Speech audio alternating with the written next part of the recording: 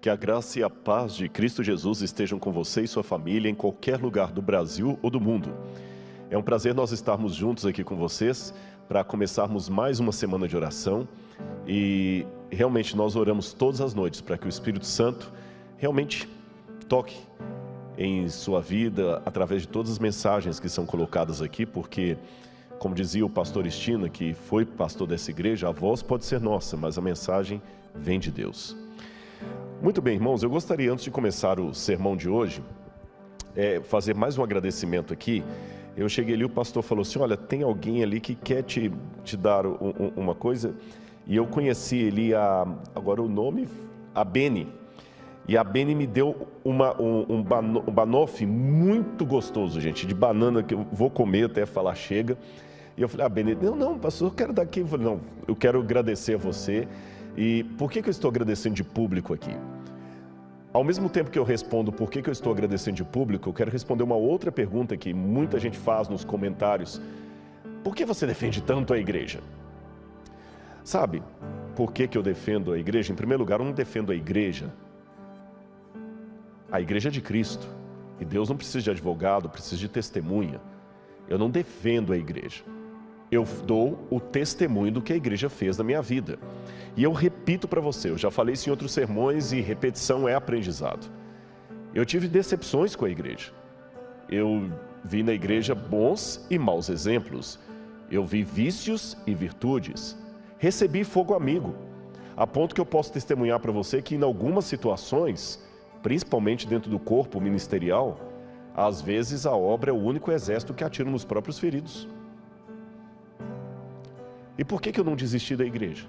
Por que apesar de todas essas experiências negativas, eu falo bem da igreja? Por sua causa. Isto por sua causa, por causa da Beni. Há muitas pessoas na igreja que sempre me trataram muito bem, com muito carinho. E eu aprendi algumas coisas na vida. Em primeiro lugar, eu não vou ser oculista de remela. Hoje na internet eu vejo, eu até coloquei isso no meu Instagram esses dias, há pessoas que são especialistas em ser oculistas de remela. Ele não vê a íris do olho, ele só fica pegando a remela ali, jogando, com ironia, a remela.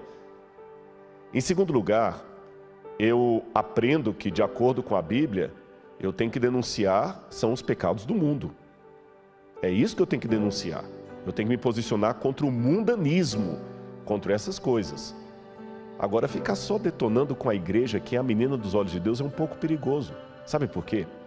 Eu vou dizer você por quê. E eu estou tomando o exemplo da Beni aqui apenas para criar o quebra-gelo do que eu quero dizer nessa introdução aqui. Se você cortar toda a floresta, é a segunda coisa que eu aprendi, eu falei, eu não quero ser oculista de remela, e eu também não quero cortar toda a floresta por causa de algumas árvores podres. Não é inteligente, principalmente numa época de ecologia, você cortar toda a floresta amazônica porque encontrou algumas árvores podres ali, não é uma atitude muito sensata. Na igreja há problemas, mas também há tanta virtude.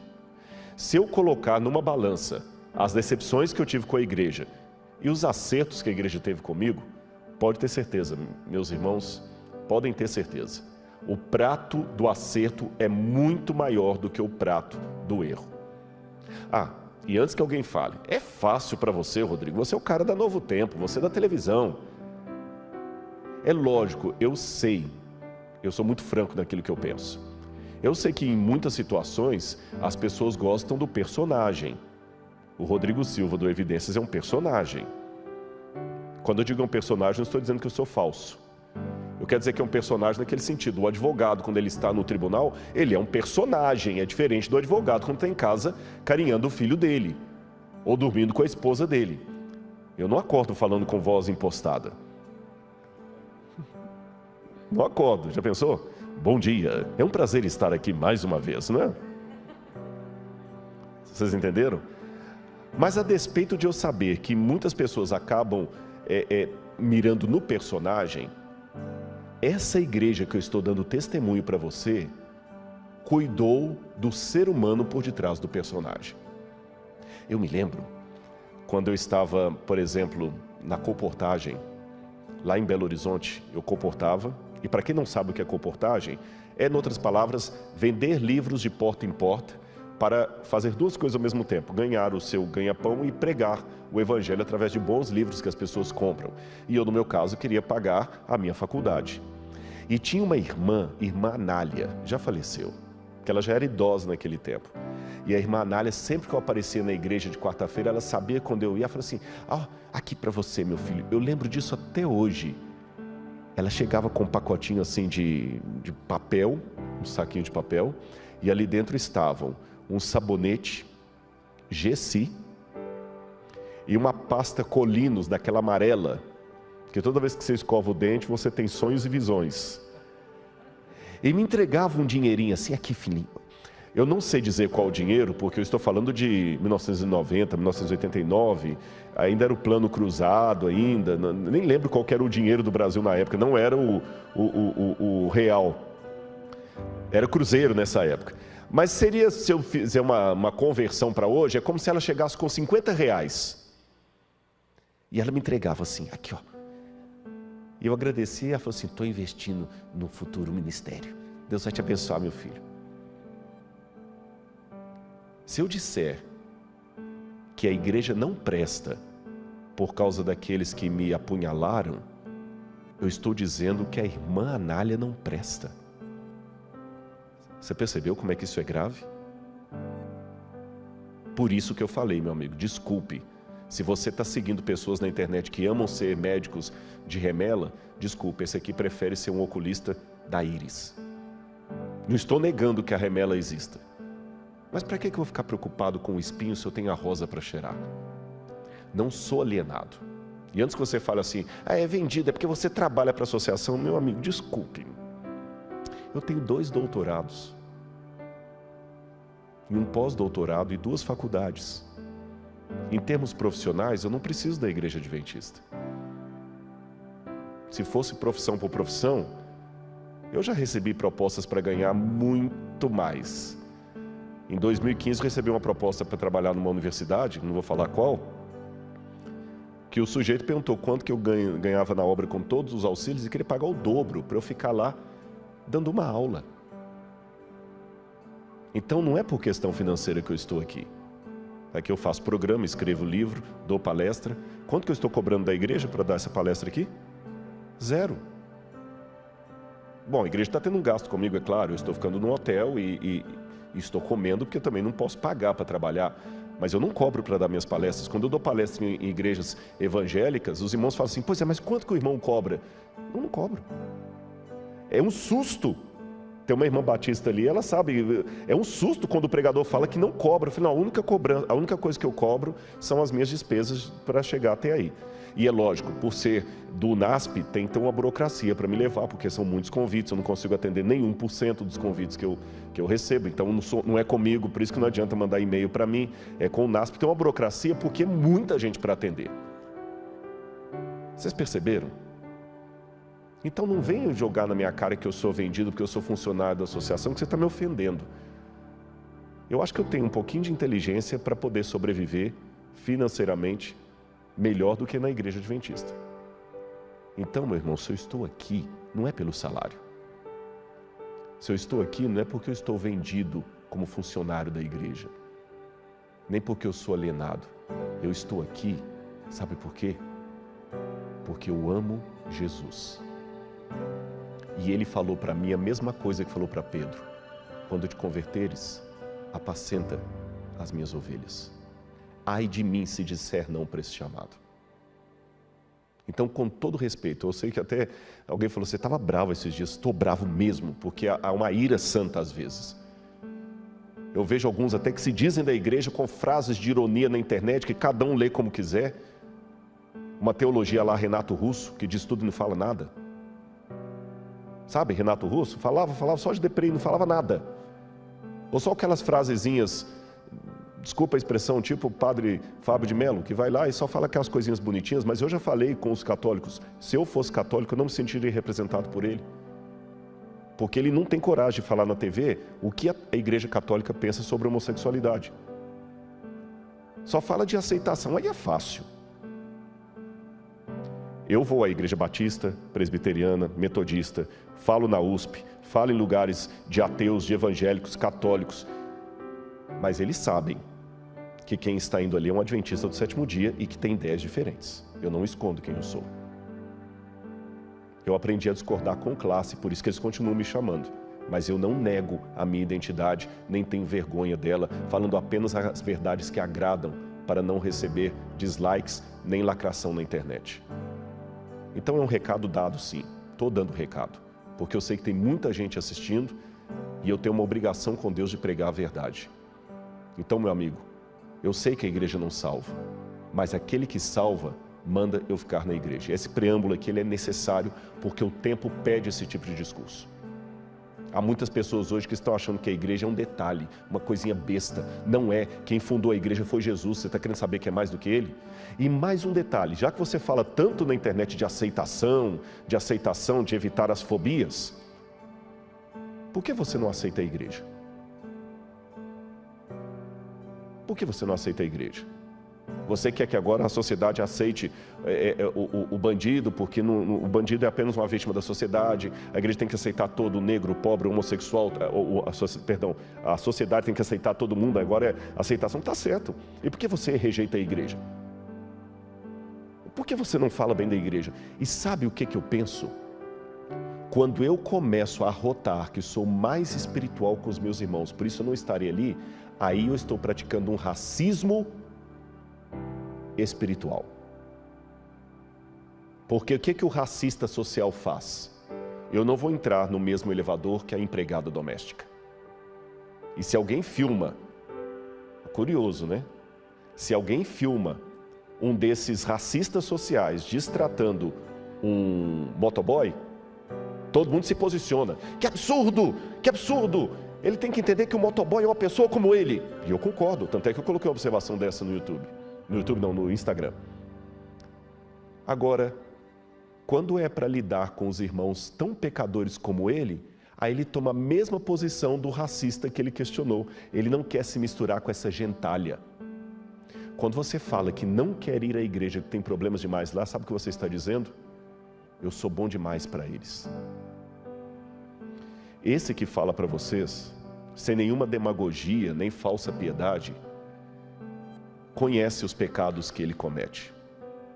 Esse que vos fala, conhece as falhas que ele tem.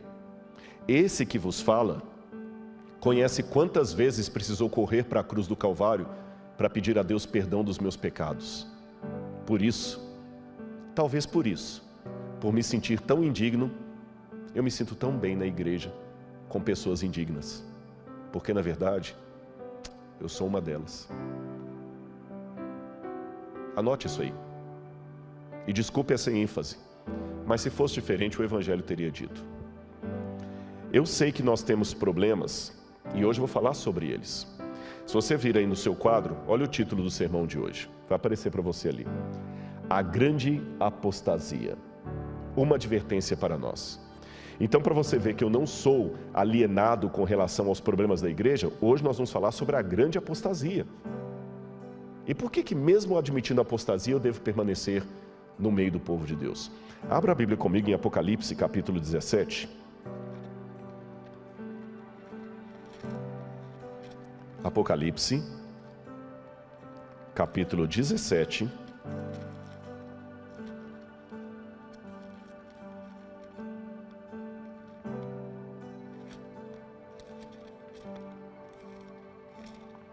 Versículos 1 em diante.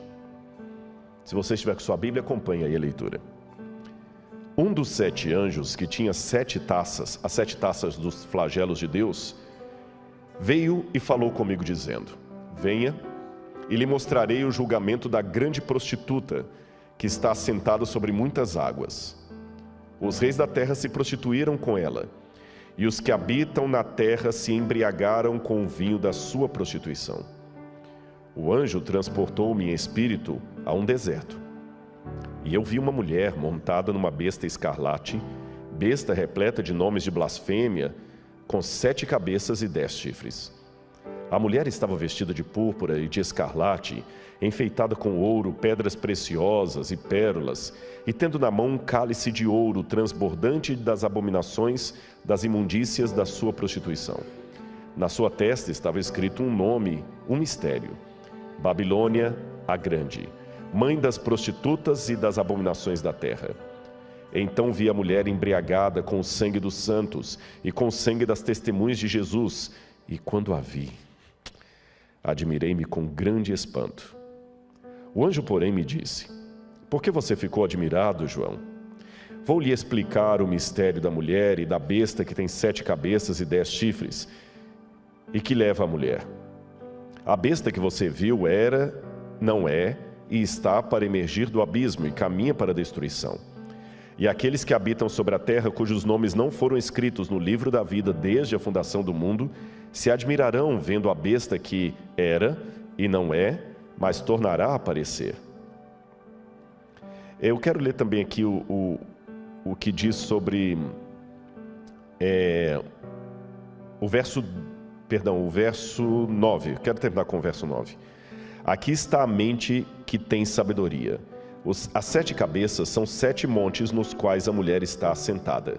São também 7 reis, dos quais 5 caíram, um existe e o outro ainda não chegou, e quando chegar tem de durar pouco tempo. Muito bem, meus irmãos, eu vou explicar isso aqui para vocês, mas antes eu quero fazer uma propaganda aqui. Eu deixei de anunciar isso durante o tempo que eu estava aqui, mas hoje eu estive na Novo Tempo e o pessoal está animado com esse projeto. Eu acho que de público eu já posso anunciá-lo. Eu não vou poder esgotar todo o assunto do Apocalipse 17 hoje aqui. O tempo é curto, não dá para fazer isso.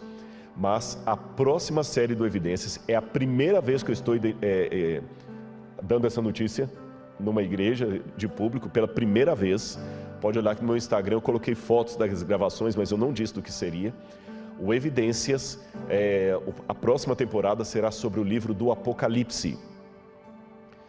Deus tem impressionado muito o meu coração a falar sobre o Apocalipse. E alguém até colocou: você está desejando demais a volta de Jesus, né? Você está falando demais isso? Estou mesmo. E eu resolvi gravar uma série do Evidências sobre o Apocalipse. E olha, está bem exaustivo. Só para você ter uma noção, eu acho que vou ficar falando do Apocalipse mais do que qualquer outro tema. Nós já gravamos 23 programas. O Apocalipse tem 22 capítulos. Nós já gravamos 23 programas e eu acho que vou gravar mais uns 8 na semana que vem. Quando eu sair daqui, eu saio daqui no sábado, domingo eu dou aula o dia inteiro na pós-graduação. Segunda e terça eu gravo aulas da educação à distância. Terça-feira à tarde eu começo a gravar o Evidências até o final da semana ali. E nós vamos gravar o resto do livro. E eu espero que você assista essa nova série. Eu acho que ela vai ao ar lá pelo mês de outubro ou novembro na TV Novo Tempo. Aguarde as informações. E nós vamos falar muitas coisas em detalhes do Apocalipse, coisas que eu não falei aqui, e eu vou esmiuçar esse assunto muito mais do que eu estou passando aqui, tá bom? Então hoje será apenas uma degustação. Porém, espero que uma degustação o suficiente para que você entenda a mensagem de Deus através de Apocalipse 17, a falar sobre a grande apostasia. Em primeiro lugar, essa palavra apostasia talvez não seja de domínio público. O que significa apostasia? Paulo falou no livro, na carta aos Tessalonicenses, que a volta de Jesus não se daria sem que primeiro viesse a grande apostasia, megalapostasia em grego, a grande apostasia. A palavra apostasia já é uma palavra grega que significa separação, afastamento. Eu não sei quantos se lembram que na primeira pregação que eu fiz sobre o Apocalipse aqui, ao explicar o nome Apocalipse, eu falei que Apocalipse vem de apó, uma preposição grega que significa para longe de. Então apostasia, apostasium, significa aquele que se afasta, que rompe um pacto, que rompe uma aliança, que rompe um acordo de cavalheiros. É isso que significa apostasia. E Paulo falou que haveria de acontecer uma grande apostasia no meio do povo de Deus. Se é grande, é de proporções realmente gigantescas. E tem que ser no meio do povo de Deus. A cena que João vê aqui, eu vou mostrar para vocês, é de uma mulher montada numa besta escarlata, repleta de nomes de blasfêmias, e eu vou apenas me deter nessa figura. Lá no Evidências eu farei um paralelo maior entre a mulher do capítulo 12 e do capítulo 17. Aqui eu não vou poder fazer isso, mas eu vou mostrar apenas isso. É curioso que quando João viu essa cena no deserto, João se admirou com grande espanto. E aqui eu tomo licença de novo para poder acentuar a emoção de João. Lembra que nós perguntamos ao estudar o livro selado, por que João chorou copiosamente quando viu o livro na mão de Deus? Agora a pergunta aqui, por que João se espantou com essa cena? Veja, João já havia visto o diabo, o dragão, sendo expulso do céu. Ele viu a batalha de Miguel contra o dragão. Ele viu as 7 pragas caindo. Ele viu a besta surgindo da terra e outra surgindo do mar. Primeiro do mar, depois da terra. E ele não se espantou, não se admirou com grande espanto. Mas quando ele foi ao deserto e viu a mulher montada no animal, aquilo causou em João admiração. Por que admiração? E é interessante que a palavra grega para admiração é aquela situação assim, eu não esperava nunca ver isso. Algo que está completamente ao oposto do que eu imaginava. Talvez a admiração de João tenha alguma coisa a ver com a cultura na qual ele foi criado, as histórias de Israel que ele aprendeu. Então, para estudar esse pedacinho da mulher montada na besta e entender por que João se admirou, eu vou precisar usar hoje bastante o recurso da arqueologia e voltar um pouco, alguns séculos antes de João. Vamos colocar aqui no cenário uma foto. Eu vou mostrar várias imagens para vocês. Pode até deixar sempre o pessoal de casa vendo as imagens. Aí vocês estão vendo um sítio arqueológico chamado Tel Motzah, que fica a 8 quilômetros do templo de Jerusalém, do local onde ficava o templo de Jerusalém, o Domo da Rocha hoje. Ali vocês veem a arqueóloga e o que eles descobriram em Tel Motzah? Um santuário, um templo pagão. A professora Anna Heinrich, que era na época a organizadora das escavações ali, está mostrando o altar de sacrifício. Lembra quando eu mostrei no santuário de Deus e o Apocalipse a importância do santuário? Vocês veem um santuário agora pagão a 8 quilômetros do santuário de Jerusalém em Tel Motzah. Esse achado arqueológico aconteceu porque Israel estava fazendo essa estrada que vocês estão vendo e a estrada estava passando em cima do sítio arqueológico, a planta da estrada. E em Israel, quando você encontra algo arqueológico milenar, eles chamam os arqueólogos. No Brasil também, às vezes a gente é convidado para fazer arqueologia de contrato. Quando descobre alguma coisa indígena no lugar, tem que ter a assinatura de um arqueólogo para poder validar se aquele lugar pode ser construído ou não. Em Israel, eles convidam os arqueólogos para fazerem arqueologia de resgate. O que é isso? Você fotografa e tira do lugar a maior quantidade de elementos que você pode, porque eles vão depois meter concreto ali em cima e construir alguma coisa. Só que o achado ali era tão importante de Tel Motzah, um templo pagão, que eles resolveram fazer o seguinte: eles construíram uma ponte, um viaduto por cima do sítio arqueológico, preservando o sítio arqueológico. As primeiras fotos que eu mostrei foi antes da construção do viaduto, e essas são as mais recentes. Esse ano a escavação de Tel Motzah foi interrompida por causa do Covid. E eu vou mostrar um vídeo para vocês, pode colocar aqui, do sítio arqueológico. É muito curioso o que eles descobriram ali. Esses buracos que vocês estão encontrando aí, vendo aí, eram buracos onde eles enterravam toda a cerâmica utilizada no sítio arqueológico. Assim como nós temos o costume de enterrar o pãozinho de Santa Ceia por reverência, tudo que é usado num culto, eles também enterravam, para não ser usado de maneira ruim. Aqui você tem uma das entradas do sítio arqueológico. Aqui funcionava o templo, ainda está em processo de escavação. E esse templo tinha um lugar santo e santíssimo, como o templo de Jerusalém. Ele tinha um altar de sacrifício. Ali você tinha um altar de incenso, lá dentro também, que você está vendo. Aquela parte quadrada ali é um altar também. Vários animais eram sacrificados aqui aos deuses pagãos. Muitos cultos pagãos eram realizados aqui por judeus, porque ficava na Judéia, e esse templo funcionou durante aproximadamente 600 anos. Perdão, corrigindo, 300 anos. Ele funcionou mais ou menos do ano 900 ao ano 600. 300 anos esse templo pagão funcionou ali perto do templo de Jerusalém. Essa agora é a professora Shua Kisleevitz, que é a nova diretora do sítio arqueológico. E ela está na mão segurando um cavalinho de barro. Percebam? Esses cavalinhos de barro que a gente encontra lá mostram que naquela região havia um culto da fertilidade desde a época de Josué. Esses são elementos culticos ou ídolos que foram encontrados ali. Algumas das cerâmicas que estavam enterradas ali, que são agora reconstituídas, todas usadas em oferendas ritualísticas. Aqui vocês veem uma placa para ter uma noção do tamanho, e aqui à esquerda do monitor de vocês, você tem um incensário, onde incensos eram servidos aos deuses pagãos cananitas. E do outro lado você tem restos de ossos de animais que foram encontrados ali.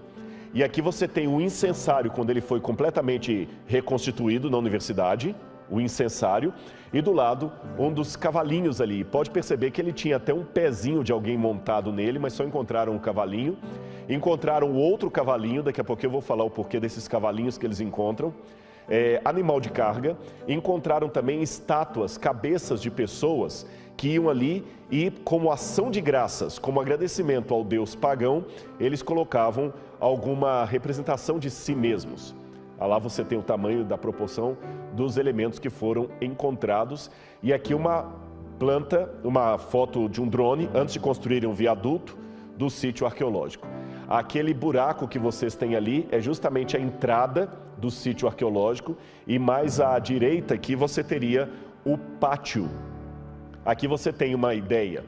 O que nos chama a atenção, olhando a planta desse sítio arqueológico, é que o templo pagão tem dimensões e estruturas muito parecidas com o tabernáculo que Deus mandou Moisés construir. É muito parecido.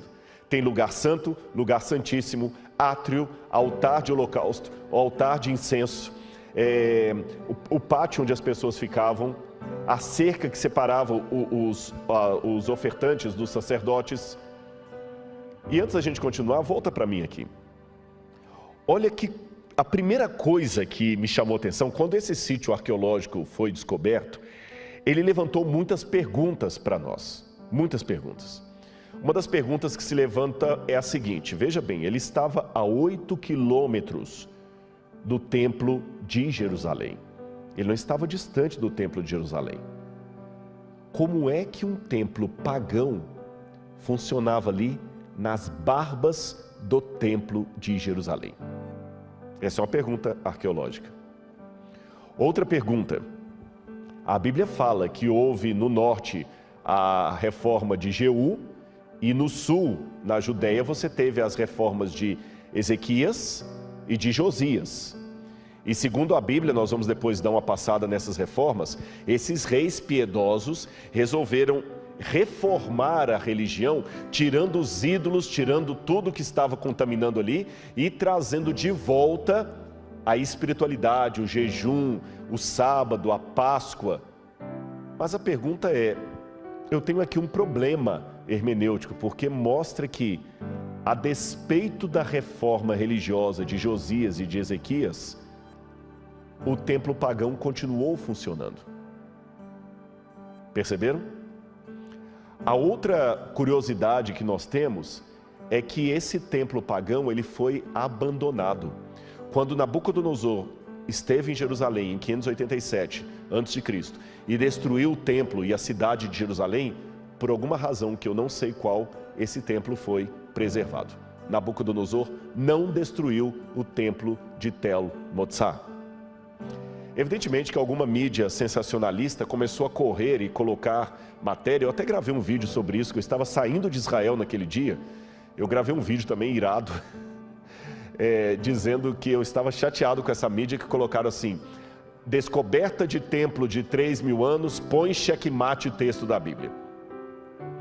E o que a matéria sensacionalista dizia é o seguinte, que a arqueologia mostrou um templo pagão que estava funcionando quando a Bíblia dizia que o povo de Israel era monoteísta, quando a Bíblia dizia que houve a reforma de Josias. Então a arqueologia desmente a Bíblia. Será que a arqueologia desmente a Bíblia? Eu creio que não, porque a Bíblia mostra os profetas sempre levantando para mostrar a apostasia do povo. Ao contrário do que disseram alguns sensacionalistas, esse sítio arqueológico de Tell el-Motsar, para mim, ampliou a leitura do texto bíblico. E fique tranquilo, parece que eu estou tangenciando, eu comecei com João, fui parar agora no Tell el-Motsar, mas olha como é que é interessante, como é que temos que estudar a Bíblia, um pouco aqui, um pouco ali. E a arqueologia também me ajuda a isso. Esse achado arqueológico, que foi abandonado 600 anos antes de João, vai me ajudar a entender por que João ficou perplexo ao ver a mulher montada na besta. Eu não esqueci disso.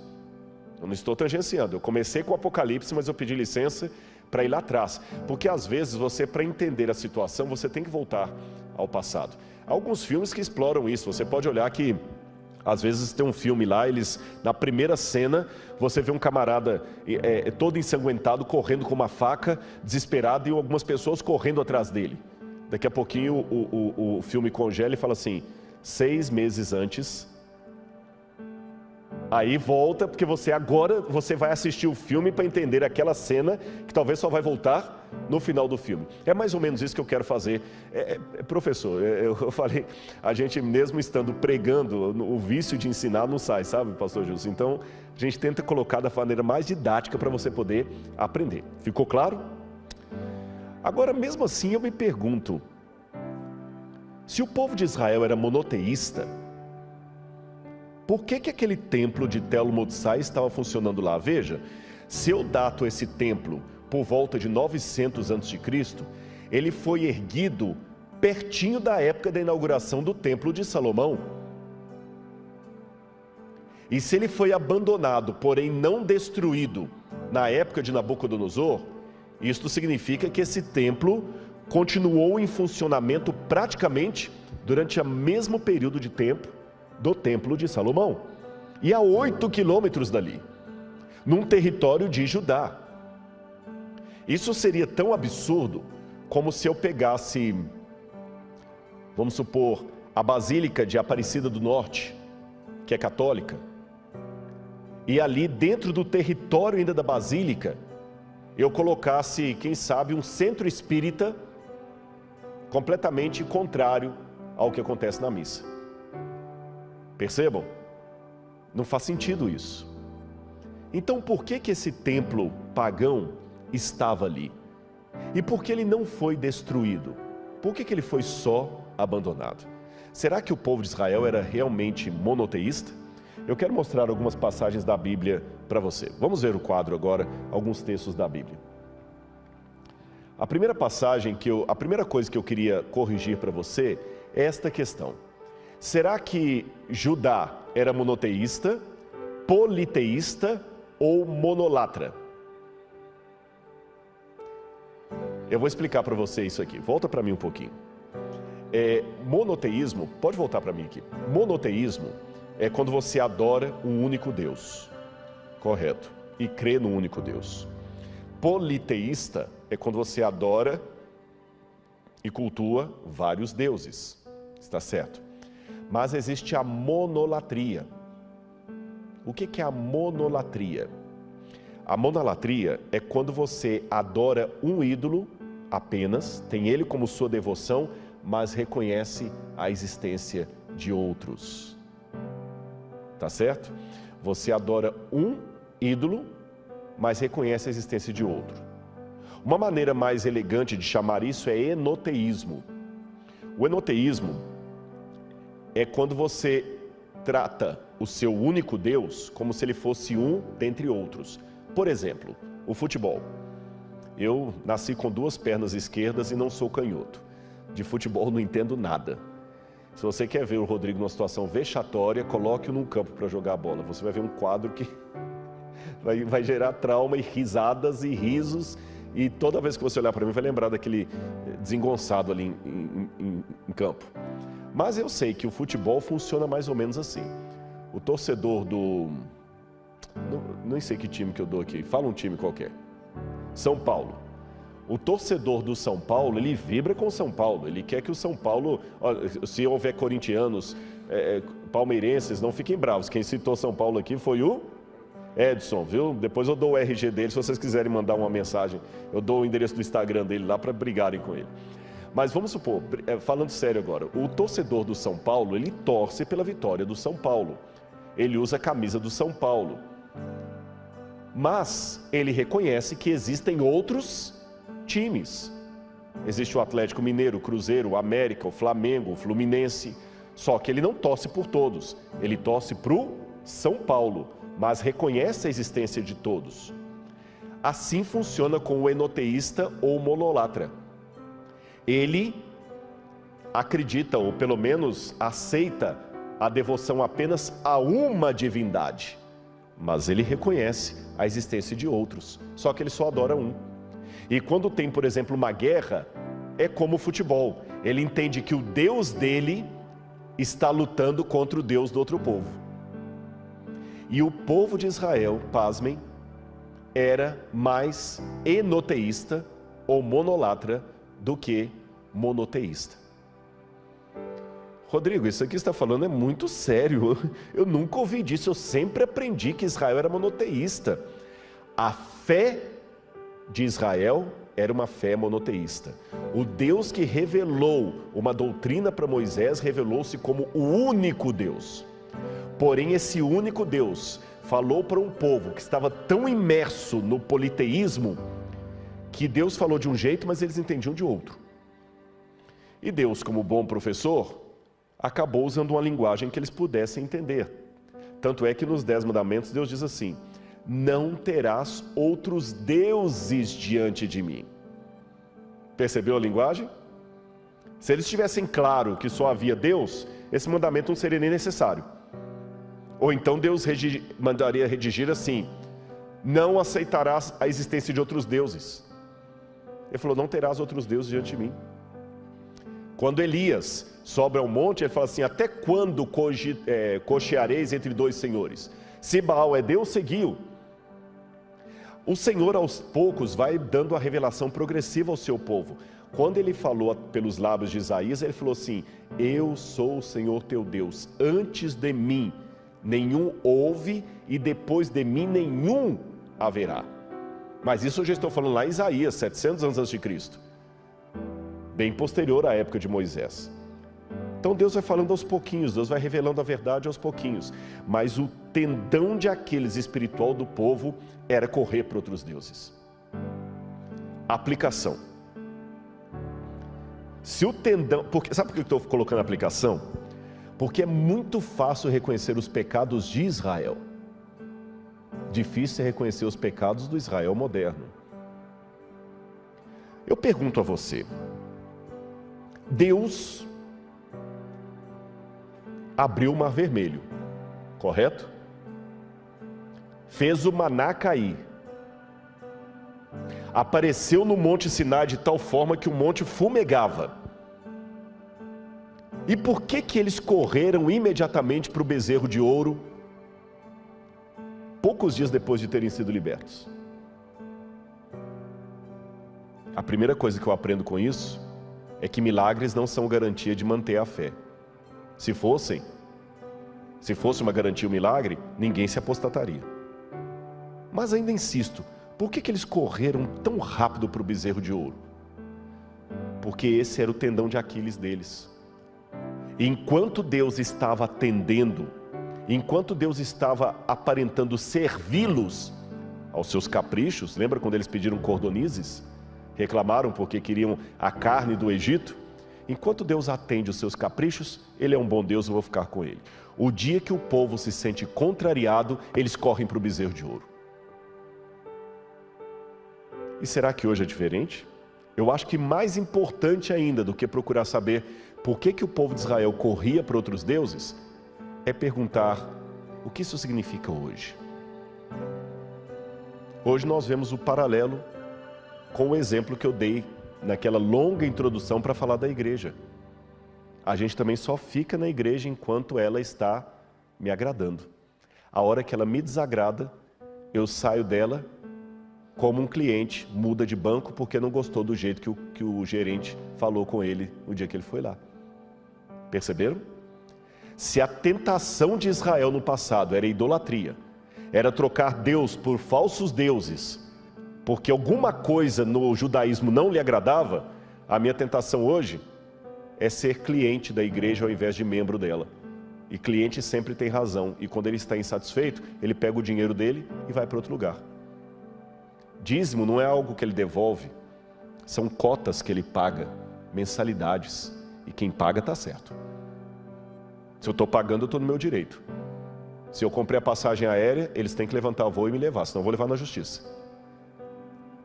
Porque se não me agradar, eu como um bom cliente, vou pular fora. Deus já me deu tantas provas de que Ele me ama.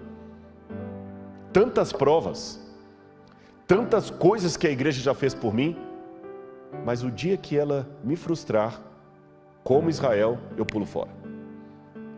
E antes que você venha com aquele argumento que eu já ouvi muitas vezes aí, não, Rodrigo, está errado, nós não estamos saindo de Deus, nós estamos largando a igreja, não é largar Deus.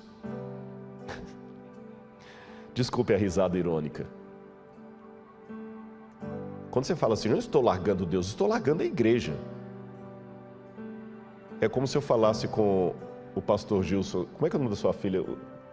Fala o nome de uma das suas filhas. Jéssica, vou pegar a Jéssica. É como se eu falasse com o pastor Gilson assim, pastor Gilson, eu não tenho nada contra você, eu detesto a sua filha. Por mais cristão que ele seja, eu duvido que eu estaria fazendo esse sermão aqui. Não, eu não estou deixando a minha amizade com o pastor Gilson, não suporto é a filha dele. Por mais profissional que ele seja, dói. Não existe esse negócio de você gosta de mim, mas odeia os que eu amo. Meu amigo, desculpe-me, quem fundou a igreja não fui eu. E não existe biblicamente esse negócio que a igreja sou eu. A igreja é coletivo. Eu tenho um sermão que eu falo sobre isso. Falar que a igreja sou eu é tão estúpido quanto diz, desculpa a palavra estúpido, mas gramaticalmente é estúpido, porque eclesia no grego é coletivo, vem do kahal no hebraico, é coletivo. Dizer a igreja sou eu é tão estranho como falar assim, a colmeia é a abelha. Colmeia não é abelha, colmeia é coletivo de abelha. É por isso que eu falo que não pode dizer isso. Igreja é todo mundo junto. Percebeu? E se você pula fora com tanta facilidade, está igual a Israel. E não pense que na época eles tinham menos argumentos que você tem hoje. Israel pulava fora, mas achava que estava dentro da espiritualidade. Eles não sentiam que estavam errados de ter uma estatuazinha de Baal em casa. Eles não sentiam, para eles estava tudo numa boa. E uma coisa que eu aprendi com um amigo meu que é pastor, e falou assim, olha, sempre faça aplicação, porque senão as pessoas não entendem, e eu vou levar isso a sério. Eu não posso estudar a história sem mostrar para você o que essa história tem a ver hoje, que aplicação eu posso fazer. Então, se eu só der uma história sobre a apostasia de Israel e ficar nisso, você está apenas assistindo um Discovery Channel na igreja do NASP, um History Channel. Eu não estou aqui para fazer History Channel, eu estou aqui para fazer uma pregação. Com conteúdo, é claro, mas uma pregação. Antes eles saíam e iam procurar Baal. Hoje você sai e procura cristianismo alternativo, porque é melhor para você. É mais conveniente. E se você fala assim, não, para mim é mais conveniente assim, você está igual a Israel. Israel também era mais conveniente. É que hoje para você é mais conveniente não ir à igreja, ficar numa igreja virtual. E para eles era mais conveniente adorar Baal, ponto. Se eu não posso dizer que você está errado, você não pode falar que eles estavam errados. Se você estivesse em Israel naquele tempo, talvez você também estaria arrumando argumentos para Baal. Volta por favor o quadro. Vamos falar um pouquinho eu falei com vocês das reformas de Ezequias e Josias. E você pode ler depois na Bíblia com mais calma, em 2 Reis, capítulo 18 ao capítulo 20, depois o capítulo 23, 2 Crônicas 29 a 32, fala dessas reformas, Isaías 36 a 39 também. Mas eu quero ler duas passagens com vocês. Uma antes da reforma, que está no livro de Deuteronômio, capítulo 12, versículos 13 e 14. Deuteronômio, capítulo 12, versículos 13 e 14.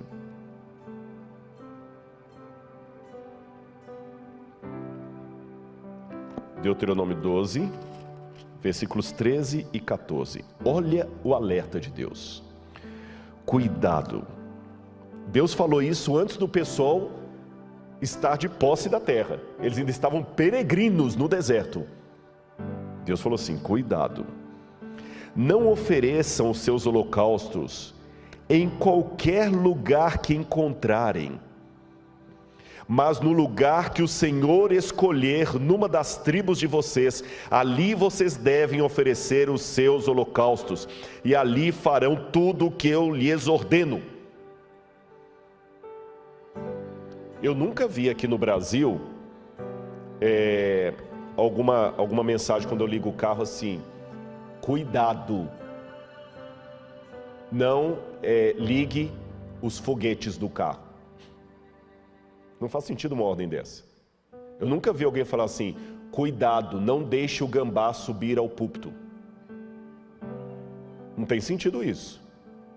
Não tem sentido isso. Agora, quando eu estou na estrada e fala assim, cuidado, animais na pista, mesmo que eu não estiver vendo nenhum bicho, é porque aquilo pode acontecer. Concordam comigo? Ou seja, as regras que começam com cuidado é porque aquilo pode acontecer. Você fala assim, cuidado com tiroteio, é porque ali acontece tiroteio. Então, se Deus falou assim, cuidado, e olha o que diz aqui a Bíblia: não ofereçam seus holocaustos em qualquer lugar que encontrarem, mas no lugar que o Senhor escolher. Então, quando você está insistindo em oferecer o seu holocausto onde lhe convém, você está errado. Por mais que seja agradável, não, mas agora é uma nova situação, uma nova proposta, é descolado, temos que ser relevantes. Cuidado. O Israel achava que era muito conveniente fazer aquilo. Amanhã eu vou falar um pouquinho com você sobre o tempo de angústia, e eu já vou dar um spoiler de uma das coisas que eu vou falar. Uma das grandes tentações que nós estamos vivendo hoje, especialmente na liturgia, é trocar a ética pela estética. Eu vou dar um spoiler de amanhã. Eu acho que você não vai deixar de assistir por causa disso, não. Se você olhar na Bíblia, Caim e Abel, seja muito honesto comigo, eu não vou poder ouvir sua voz que você está respondendo de maneira virtual. Mas se você olhar Caim e Abel, qual que era o altar mais bonito? Qual que era o altar mais bonito, na sua opinião? Lembra a história de Caim e Abel?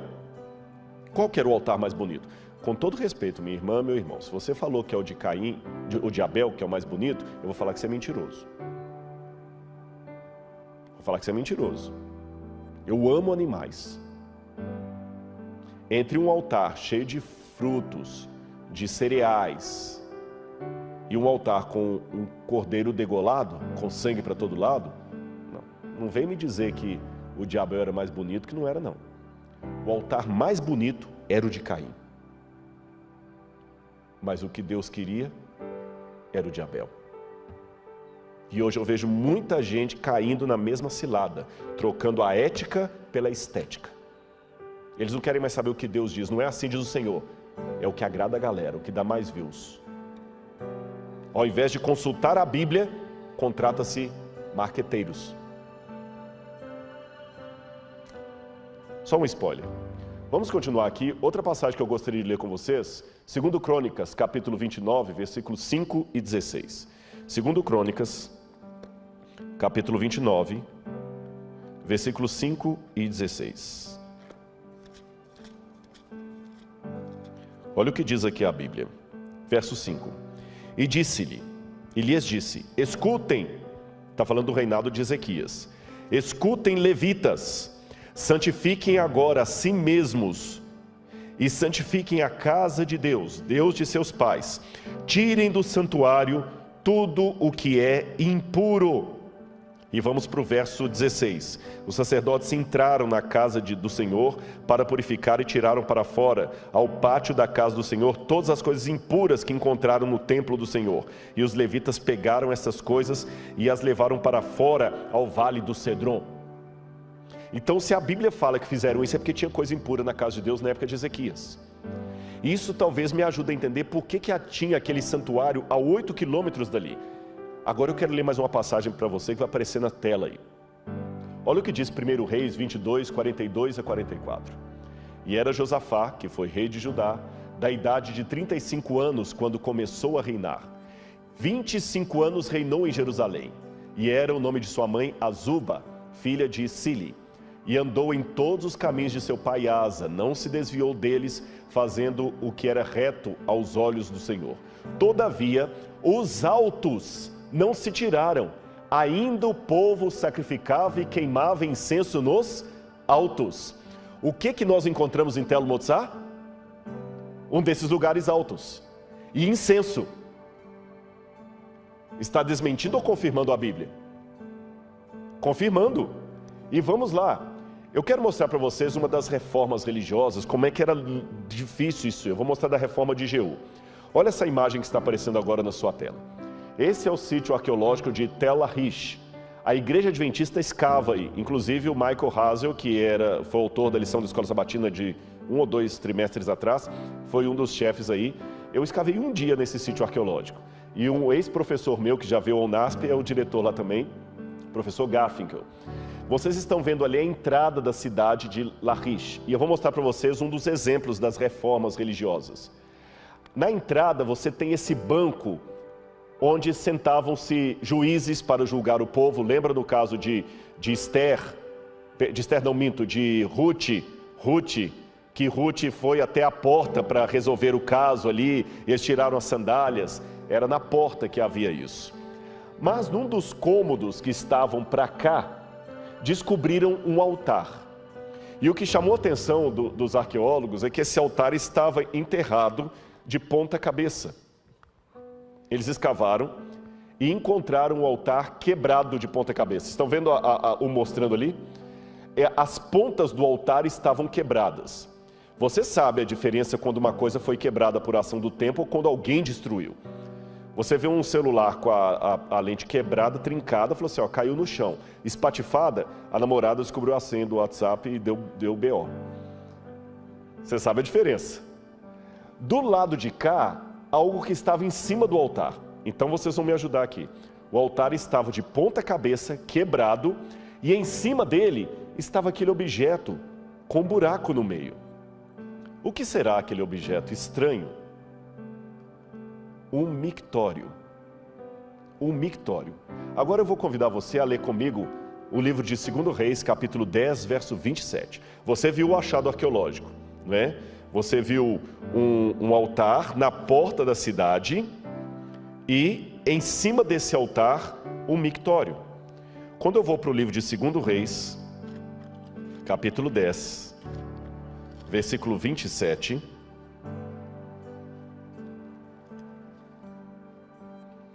eu leio aqui, está falando da reforma de Jeú contra os adoradores de Baal. Também destruíram a coluna de Baal e derrubaram o templo de Baal, transformando-o numa latrina até os dias de hoje. O que vocês viram lá? Uma latrina em cima do altar, exatamente como a Bíblia fala. Então havia uma tendência de alguns reis, como Jeú no caso aqui, de provocar uma reforma religiosa, mas não adiantava, pessoal. O povo voltava para a idolatria. Era mais ou menos como o Brasil ou qualquer outro lugar do mundo, quando tem uma crise, por exemplo, a pandemia agora, todo mundo está lavando a mão, usando álcool em gel e tudo, mas eu tenho certeza, assim que essa pandemia acabar, inshallah, acabe, como dizem em árabe, inshallah, que se Deus quiser que acabe, que descobrirem a vacina, todo mundo vai parar de usar álcool em gel, essa preocupação toda já não haverá mais. Que a gente fica assustado, depois volta para o velho vício. Quero mostrar para vocês mais uma coisa aqui. O livro de 2 Reis, capítulo 18, verso 4, diz que ele tirou os altos e quebrou as estátuas, deitou abaixo os bosques. Isso foi a reforma de Ezequias. Quando fala que ele tirou os altos, ali está a palavra Rabamot. Quando fala que ele quebrou as estátuas,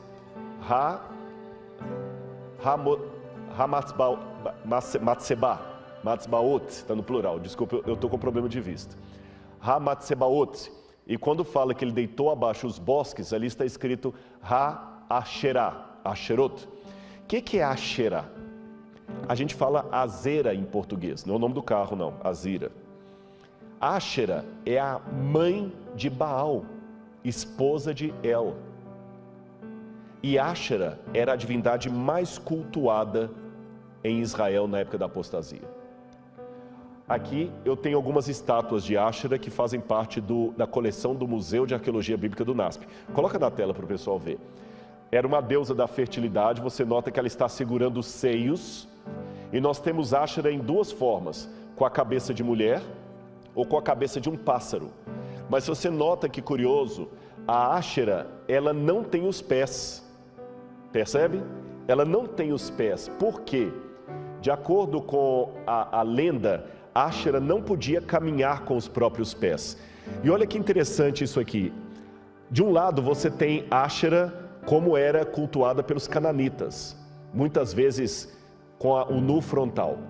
Mas quando ela recebia o culto dos judeus, ela era vestida como se fosse uma mulher decente.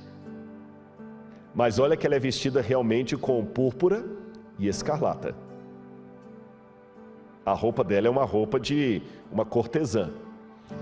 Chegou a tal ponto que os arqueólogos descobriram esta pedra, esse desenho na cerâmica, onde você tem dois personagens e um sentado num trono, uma mulher mais aqui, um outro personagem. E embaixo está escrito, para Yahweh, o Deus de Israel, e sua Áshera. Colocaram Áshera como esposa do Senhor. Agora volta para mim aqui que eu vou contar para você. A gente fala muito de jeitinho brasileiro. Olha o jeitinho dos hebreus do passado, dos israelitas e dos judeus.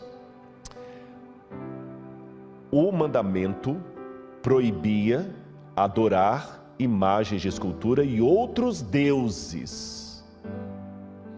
Mas o mandamento não proibia adorar uma deusa que fosse esposa do Deus de Israel.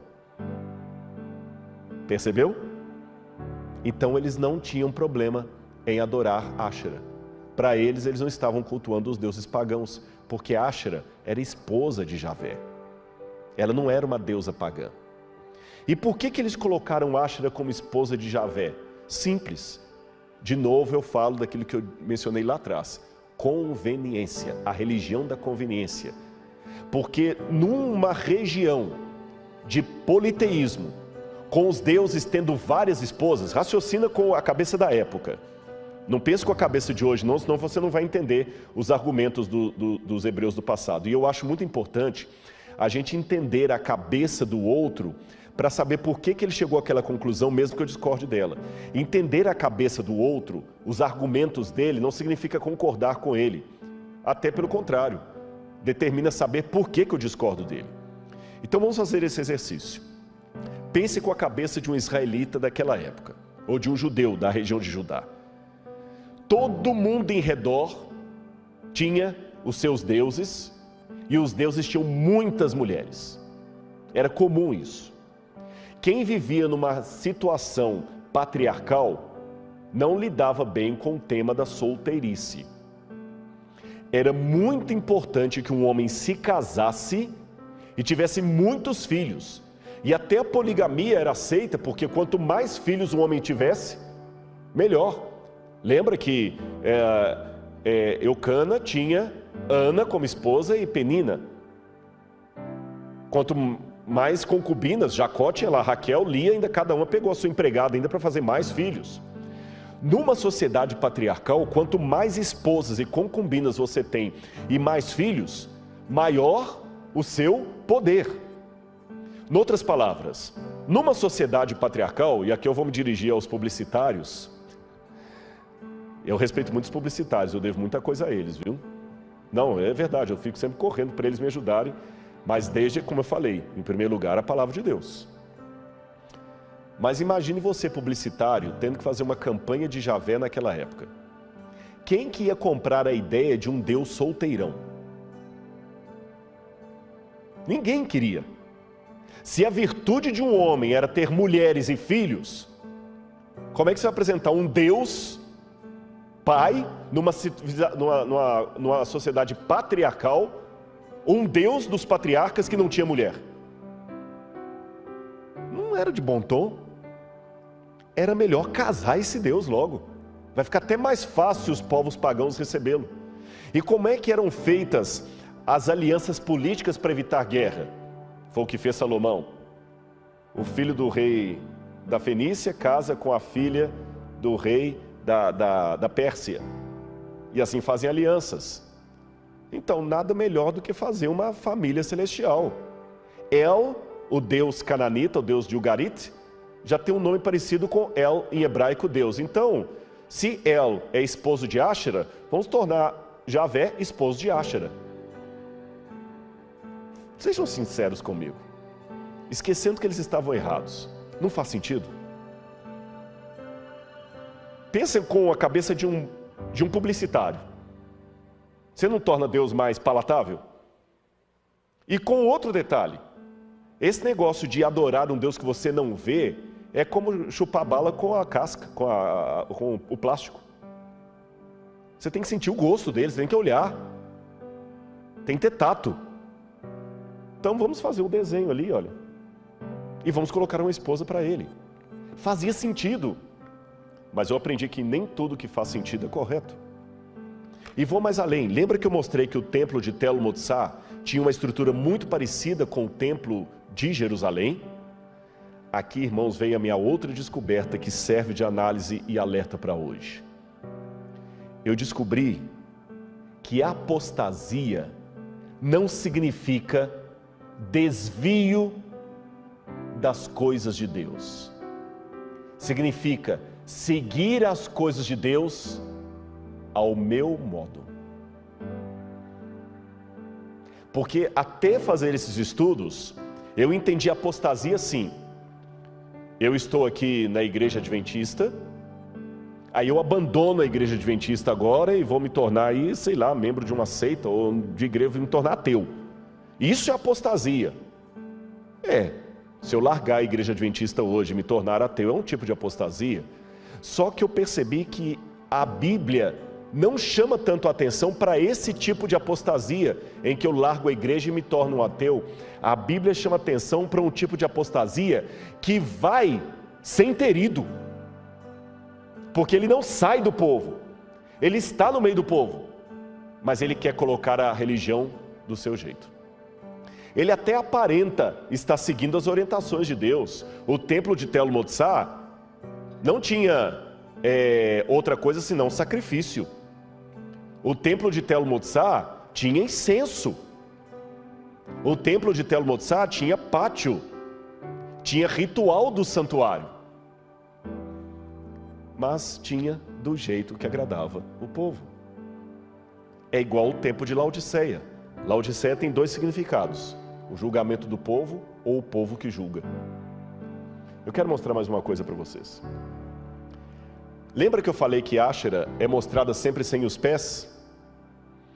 O que me chama a atenção é que Áshera é a única divindade feminina do mundo de Ugarit, que era uma região vizinha de Israel, que ela precisava de uma besta de carga para se locomover, porque ela não tinha pés para andar. Estão vendo essa estátua aí? É do Museu de Arqueologia do UNASP. Você pode visitar essa estátua lá, original. Vocês estão notando a Áshera montada na besta de carga? E deixe-me chamar a sua atenção para uma coisa aqui. Besta, a gente às vezes tem a ideia de chamar besta alguém que é idiota. Deixa de ser besta. Mas originalmente besta significa um animal de montaria, seja ele domesticado ou selvagem. Então, por exemplo, um burro é uma besta. Se você usa um elefante para montar, aquele elefante vira uma besta. Besta é um animal de montaria. Quando a gente lê no Apocalipse a besta, a gente sempre pensa a besta como sendo uma coisa idiota. Besta, João viu dois animais de montaria. Therion em grego, Therion. E se é um animal de montaria, é porque tem sela. Se tem sela, tem então um cavaleiro. E quem João vê agora montado na besta? A mulher, que até então era símbolo de quê? Do povo de Deus. Volta a imagem para o pessoal em casa ver. A Áshera era muitas vezes descrita como uma prostituta montada numa besta. E tem um hino ugarítico, que eu vou mostrar a tradução dele quando vocês assistirem o programa Evidências. Eu traduzi, não falo ugarítico, eu traduzi de uma tradução, que mostra o hino de Áshera chegando até o templo de seu marido El. E sabe como é que é esse hino? Eu vou mostrar para você. Ele diz assim: grande é Áshera que chega ao templo de El que está no céu. Ela chega com sua roupa brilhante. Todos os deuses e todos os reis estão reunidos, esperando que Áshera entre. Quem estiver com fome, que coma. Quem estiver com sede, que beba. E todos bebem do vinho da taça que Áshera lhes dá. E ela seduz a todos os presentes com sua beleza. Não parece justamente com o que nós lemos no início desse sermão sobre Apocalipse 17? João vê uma prostituta montada numa besta, repleta de nomes de blasfêmias, e o que ela faz? Ela pega o vinho da sedução dela e dá para todos os presentes. Para você que está me ouvindo nessa noite, isso pode soar como uma novidade, porque você não fez arqueologia, você não estudou no Oriente Médio. Mas para quem estudou, quem ouviu o Apocalipse a primeira vez, ou o próprio João, isto não era novidade, fazia parte da cultura dele. Em outras palavras, assim que João viu aquela mulher, automaticamente ele se lembrou de quem? De Áshera. E quando ele se lembrou de Áshera, das histórias do passado, ele entendeu a mensagem. A igreja, infelizmente, se une com o poder romano. E é por isso, eu não vou dar detalhes nesse sermão, falei que vocês esperem evidências. É por isso que o dragão agora se ira com o restante da descendência da mulher, o que sobrou dela. O que sobrou dela, aqueles que guardam os mandamentos de Deus e têm a fé em Jesus. O que João entendeu com aquela mensagem? Áshera vai voltar. Haverá uma apostasia no tempo do fim, como houve nos mesmos moldes da apostasia do povo de Israel do passado. João, a história há de se repetir. Por isso que Deus, partindo do conhecido para o desconhecido, mostrou a João algo que seria familiar a qualquer judeu. Ele viu uma cena que lembrava o culto de Áshera, e ele lembrou da apostasia do passado. Lembra que eu falei do templo de Tel Motsar? Eu tenho quase certeza. Por que eu digo quase certeza? Porque as escavações não estão concluídas ainda. Mas pelo pouco que já encontraram ali, aqueles animais de montaria que foram encontrados, eu já trabalho com a hipótese que Áshera era uma das divindades adoradas ali em Tel Motsar, a 8 quilômetros do templo de Jerusalém, nas barbas do templo de Jerusalém. Agora eu quero mostrar mais uma passagem para você. Primeiro umas imagens. Olha essa imagem aqui. Isto são objetos que são encontrados em túmulos judaicos anteriores à destruição da Babilônia. Olha quantos ídolos em túmulos judaicos, incensos para ídolos. Inclusive, eles encontraram esse altar em Beersheba, era um altar pagão. E olha o que está no livro de 2 Reis, capítulo 23, versos 8 e 9. Em todos os sacerdotes e a todos os sacerdotes, trouxe das cidades de Judá e profanou os altos que os sacerdotes queimavam incenso, desde Geba até Beersheba, e derrubou os altos que estavam às portas, junto à entrada da porta de Josué, o governador da cidade. Ou seja, eles colocavam os altares na porta das cidades. Lembra que ele foi destruído e transformado em latrina? Vamos continuar. O que estava à esquerda daquele que estava à porta da cidade. Mas, essa parte que eu quero destacar, os sacerdotes dos altos não sacrificavam sobre o altar do Senhor em Jerusalém, porém comiam pães ázimos no meio de seus irmãos. Aqui está falando da reforma de Josias. Olha o que a Bíblia diz. Os sacerdotes do Senhor estavam deixando de sacrificar no altar de Deus em Jerusalém para comer pães ázimos no meio do povo. O pão ázimo era para ser comido dentro do templo. Eu mostrei para vocês os pães da presença. No Shabat, a cada sábado, o sacerdote comia os pães ázimos do templo. Mas eles estavam deixando de comer os pães ázimos do templo para comer no meio do povo. Onde? Em Tel Motzá. Curioso, pastor Gilson, eles não comiam pão com fermento. Era pão ázimo. Perceberam? Seria mais ou menos como, desculpem falar assim, mas é verdade, como muitos talvez que estão me assistindo, que já apostataram da igreja, talvez bebem, não vão mais à igreja, não leem mais a Bíblia, estão fora da igreja por completo. Mas coloca uma carne de porco na frente, não come nem a pau. Eu já vi situação, às vezes, um camarada completamente fora da igreja, totalmente fora da igreja, com tudo que você pode imaginar. Até droga estava usando. E eu comecei a evangelizar a namorada dele. E um dia teve um PQP entre os dois lá, por quê? Porque ele foi a um churrasco com ela e ela pegou a carne que tinha partido, carne de porco, e foi trazer para ele, ele não aceitou. Eu vou comer no meio do povo pagão lá, mas eu vou levar o pão ázimo. Percebeu o que eu falei?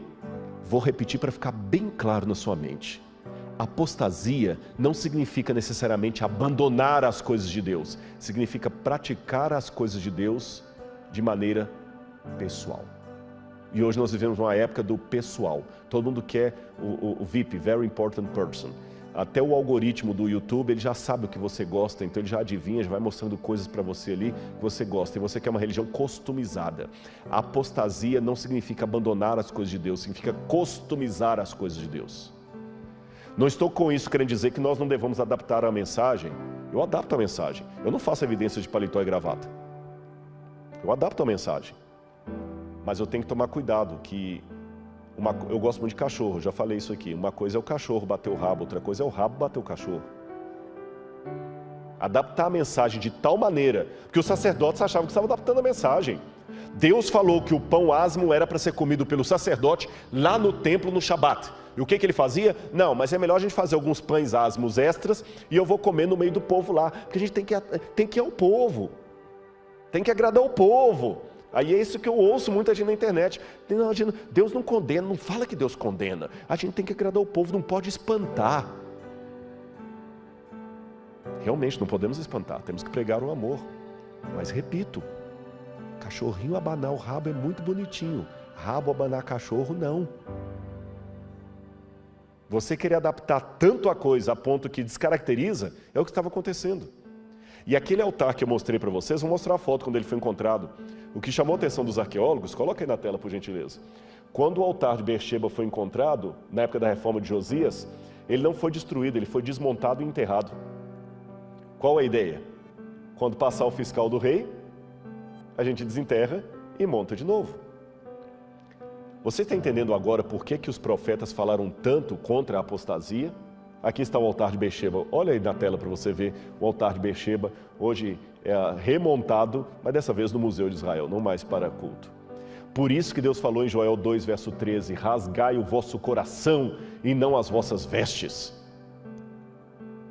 Eu quero ler para vocês uma última passagem aqui, Jeremias capítulo 11, versículos 11 a 13. Olha como é que o livro de Jeremias para mim ficou bem mais claro depois disso aqui. Jeremias 11, 11 a 13. Portanto, assim diz o Senhor, eis que trarei uma calamidade sobre eles, da qual não poderão escapar. Clamarão a mim, porém não os ouvirei. Então as cidades de Judá, os moradores de Jerusalém, irão aos deuses a quem eles queimavam incenso. Lembra o incensário que nós encontramos? E eles clamarão, porém esses de modo algum os livrarão da hora da calamidade, porque os seus deuses, ó Judá, são tantos quantos as suas cidades, e os seus altares que vocês levantaram para si, a coisa vergonhosa, isto é, para queimar incenso a Baal, são tantos quanto o número das ruas de Jerusalém. Agora vamos ao 44, 2 e 6. 44, 2 e 6. Assim diz o Senhor dos Exércitos, o Deus de Israel: vocês viram todo o mal que fiz cair sobre Jerusalém e sobre todas as cidades de Judá. Eis que hoje elas estão em ruínas e ninguém mora nelas, por causa da maldade que fizeram para me provocarem a ira. Cuidado os que dizem que Deus não condena, que só ficam falando Deus é amor, Deus é amor. Deus é amor, tá certo, mas é justiça. Avião não voa com uma asa só. Para de falar de uma asa ignorando a outra. A pregação tem que mostrar os dois lados. Falar também que Deus é só justiça não resolve nada. Temos que falar que Deus é amor, mas Ele é justiça. Qualquer pregação sobre salvação que não exija, demande a transformação da minha vida, não é ensino bíblico. E ficar mentindo para as pessoas. Não, Jesus te aceita como você está. Isso está certo, mas Ele não vai salvar você para você continuar como está. Não minta para as pessoas que você está evangelizando. Não minta, que elas depois vão cobrar isso de você. E vamos continuar aqui, olha. Mas eles, verso 5, não quiseram ouvir, nem atenderam, nem se converteram da sua maldade, para não queimar incenso a outros deuses. Por isso derramou-se a minha indignação e a minha ira, e se acenderam nas cidades de Judá e nas ruas de Jerusalém, fazendo com que ficassem arrasadas, em ruínas, como hoje se vê. Lembra que eu falei no início que uma dos mistérios arqueológicos é que Tel Motsar não foi destruído? Lembra? Sabe o que eu entendo? Deus foi irônico. Nabucodonosor destruiu o templo de Jerusalém, mas preservou o templo de Tel Motsar. Já que vocês não ligam para as minhas coisas, vocês ligam para as coisas do mundo, então vou deixar vocês ficarem com o que vocês gostam. Tel Motsar não foi destruído. Quando Jerusalém foi destruída, Tel Motsar ficou intacto. E aqui do lado de fora de Jerusalém, perto da porta de Jafa, quando você vai descendo ali, indo para o lado sul, você tem uma parte aqui que me chamou a atenção. Estão vendo essa parte aqui, olha? Isso, está vendo mais escuro? São cinzas da destruição de Jerusalém por Nabucodonosor. E eu quero mostrar uma coisa para você em casa. Olha esse objeto de metal, ouro e bronze. Olha como é que ele ficou todo retorcido. Para retorcer o ouro e o bronze, você imagina a alta temperatura do fogo de Nabucodonosor sobre Jerusalém. Agora eu quero contar para você um segredo. A arqueologia a gente escava assim, por camadas. Porque tem uma cidade aqui, ela é destruída, eles constroem outra por cima, outra por cima. Então a gente sabe pelas camadas a que período pertenceu os que viviam nessa camada. O que é mais antigo está mais embaixo, o que é mais recente está acima. Sabe onde é que nós encontramos aquelas estatuetas de deuses, de ídolos, de Áshera, de Baal? Nas camadas anteriores ao cativeiro da Babilônia. Depois do cativeiro da Babilônia, nós não achamos mais nenhuma cabecinha de Áshera. Em outras palavras, quem se queima com leite quente, assopra até iogurte. Deus teve que dar uma lição para aquele povo. Agora vamos aprender com a história do passado. Porque você sabe, já diz o ditado, aqueles que negligenciam o estudo da história tendem a repeti-la. Aqueles que negligenciam as lições do passado tendem a repetir os erros do passado. Então vamos aprender com essa lição. João ficou realmente admirado com um grande espanto, porque ele viu uma mulher montada na besta e é como se ele falasse, eu pensei que Áshera era coisa do passado, vai voltar, Senhor? Vai, João. Num outro formato. Vai começar com uma união com Roma. Depois vai virar a Babilônia. Senhor, mas quando Nabucodonosor veio, a Babilônia veio destruir o povo pelos seus pecados. Pois é, eu vou ter que deixar a Babilônia voltar. Só que Babilônia agora vai vir na forma de Roma. E irmãos, ontem eu falei sobre a perseguição que vai se abater à igreja. Será que aqui também não estaria uma outra razão por que Deus vai permitir a perseguição? Será que não é por isso que Ele vai permitir que nós percamos os nossos templos, como Jerusalém perdeu o templo de Jerusalém? Será que por isso Deus vai permitir que nós percamos talvez o conforto? Porque pode escrever, esse colégio aqui vai deixar de ser nosso. Esse púlpito vai deixar de ser. E é nesse momento que nós vamos ver quem é quem. Mas eu termino esse sermão com uma nota de otimismo. Sabe por quê?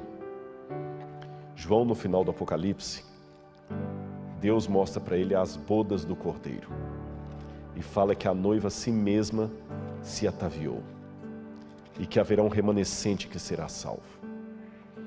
E assim como eu começo esse sermão, eu posso terminá-lo. Sabe por que eu não desisti da igreja? Sabe qual que é o meu maior argumento para ficar na igreja? É você. Isto. Você está me assistindo. Eu vou falar para vocês um segredo homilético, que eu já falei para alguns, e como algumas coisas, vocês notam, eu não uso papel para falar, pode até ser que eu já falei isso até durante a semana, e se falei, vou pedir licença para repetir, você não vai se cansar.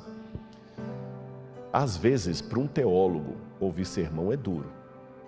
Primeiro que a gente não está acostumado a ouvir sermão. Pastor Gilson, quantos sermões num ano você consegue ouvir, sentando mesmo, igual você está ouvindo aqui agora? Essa semana você ouviu até agora 6. 10, 15, num ano. Num ano. 365 dias, ele ouve 10, 15 sermões, desacostuma de ouvir. E tem um problema que não é a arrogância do pastor Gilson. O que eu estou pregando é novidade para vocês, mas ele fez teologia. Então sabe como é que funciona muitas vezes? É como um médico ouvindo palestra sobre Covid. Pode ser interessantíssimo para mim, mas para ele é primário. A menos que seja um outro infectologista trazendo uma novidade que ninguém conhece na medicina, num congresso com linguagem técnica. Mas não é disso que eu estou falando. Imagine agora trazer aqui uma pediatra para poder falar sobre cuidados com o bebê recém-nascido. E uma pediatra está aqui. Você acha que aquela pediatra vai ouvir a palestra da colega com a mesma satisfação de outras mães que não são pediatras? Claro que não, não é arrogância, porque não é novidade. Mas sabe onde é que a gente é alimentado? É quando você desce do púlpito e vem alguém e fala assim, obrigado, aquela sua mensagem me tocou tanto. É nessas horas que a gente é alimentado. É quando alguém se emociona num sermão que você está pregando e aceita um apelo. Eu já falei para alguns, nessa hora a gente troca de papel. Você se torna ovelha e o membro se torna pastor. E sem ninguém cantando no final, sem microfone na mão, numa fala de 30 segundos, prega talvez o sermão que você precisava ouvir. Porque às vezes você recebeu um fogo amigo um fogo amigo, que eu falo assim, Gilson, você não deve pregar não. Sabe aquele dia que o diabo está querendo te usar e ele usa igual usou Pedro? E o dia que você está mal, alguém fala assim, Gilson, eu estava na associação, ouvi 2 pastores falando mal de você, rapaz. Falando isso, isso, isso. E ele, por mais bem resolvido que seja, é um ser humano. Ou quem sabe ele pregou e um sermão dele na internet só recebeu lacração. E você não sabe, você só vê o pastor Gilson chegando aqui de gravata, bem arrumado. Você não sabe que por detrás do pastor Gilson existe o Gilson, ser humano, com os traumas, com as dificuldades dele, e com o diabo usando alguém para lacrar algo que ele fez com tanto amor. Aí alguém fala assim, pastor, esse sermão seu teve alguns comentários meio pesados aqui. Aí quando ele sobe muito triste e prega, o Espírito Santo vai e pega uma irmãzinha e fala assim, pastor Jesus, eu quero te agradecer. Aquele sermão que o senhor pregou fez minha filha voltar para a igreja. Naquele momento, o pastor Gilson vira o Gilson ovelha. E aquela irmã vira a pastora dele, usada por Deus para falar, você tem que continuar. Você entendeu? O fato de você estar ainda aqui, me ouvindo, não ter desligado esse celular, Deus está me falando através de você que eu não posso te ver. Continua, meu filho. Eu sei que tem alguém atrás dessa câmera que precisa da mensagem. Eu sei que Deus tem sinceros aqui. Por isso eu não posso desistir desse povo. E eu fico feliz porque tem pessoas com problemas, porque tem espaço para mim. E sei que Deus usará um remanescente. Uma queixada de jumento na mão de Sansão era o que Deus precisava para matar o exército dos filisteus. Uma pessoa com a chuva serôdia é o suficiente. Então, essa música final que nós vamos ter agora fala justamente dessa esperança. Em outras palavras, nós estamos no período de Laodiceia, mas não precisamos estar no estado de Laodiceia. Se você ficou ofendido com alguma coisa mais dura que eu falei aqui, pode ter certeza. Eu falei, mas falei com amor. E falei de coisas que eu estou tentando viver. Realidades que estão me preocupando. E ainda que você discorde de tudo que eu falei, pelo menos tente aceitar a sinceridade do que eu vou dizer agora. Eu amo Jesus. Eu quero ir para o céu com Ele quando Ele voltar. E sei que mesmo o céu com Jesus ficará chato se eu não tiver os meus irmãos ali comigo. E não estou cometendo heresia em dizer isso, porque Adão estava na terra convivendo com anjos sem pecado, e por não ter uma companheira, ele se sentiu só. Então eu também não quero ir para o céu sozinho.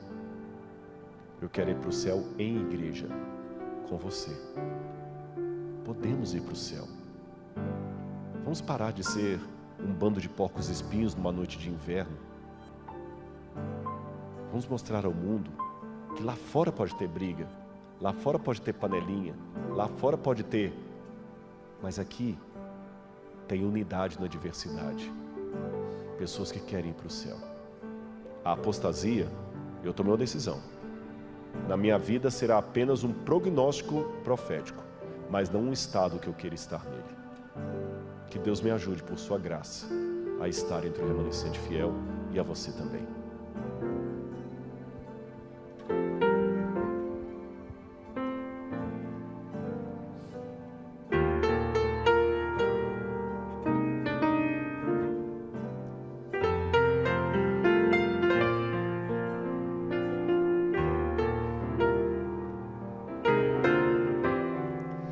Até que nos ajudou o grande mestre,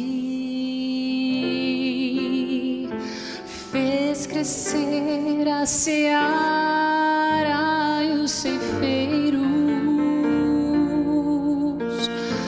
nosso guia bem seguro, nosso líder inconteste. Ele é dos seus guerreiros, dá-nos mais poder para prosseguir, avançando sempre, sem desanimar.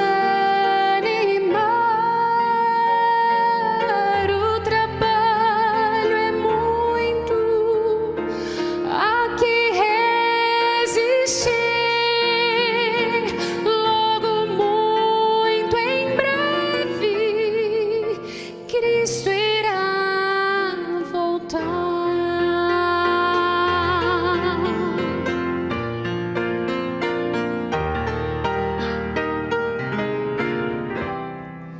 Nós queremos conquistar ao inimigo, muitas outras posições daqui pra frente, espalhando o amor de Deus a toda hora e a qualquer preço, atraindo a Cristo corações e mentes. Dá-nos mais poder para prosseguir, avançando sempre, sem desanimar. O trabalho é muito, aqui resistir.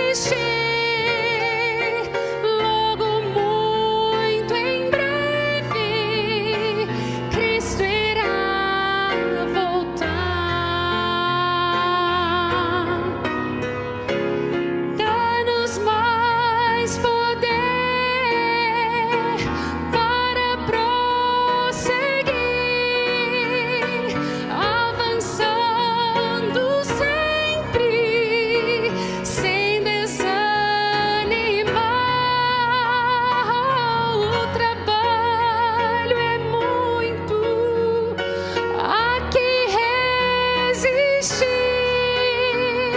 logo muito em breve, Cristo irá voltar.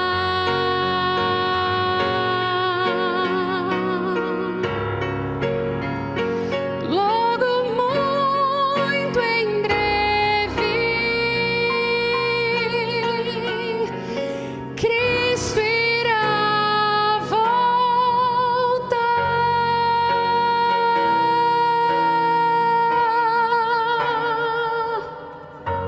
Amém. Eu quero fazer uma oração por mim e por você nessa noite. A oração é a seguinte: Senhor, nem que eu seja o último a entrar no céu, mas eu vou entrar aí, por Tua graça. Machucado, esfolado, incompreendido, injustiçado, com raiva, não interessa, eu quero entrar, Senhor. Hutzpah, lembra?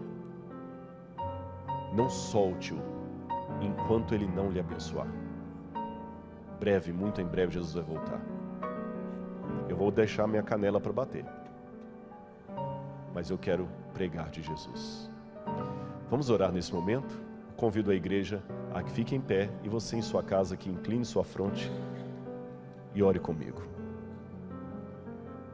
Obrigado, Senhor. Eu sei que as advertências que a Bíblia nos dá são duras, mas são importantes para nós entendermos em que momento nós estamos, em que percurso nós estamos. Perdoa os nossos pecados, Senhor.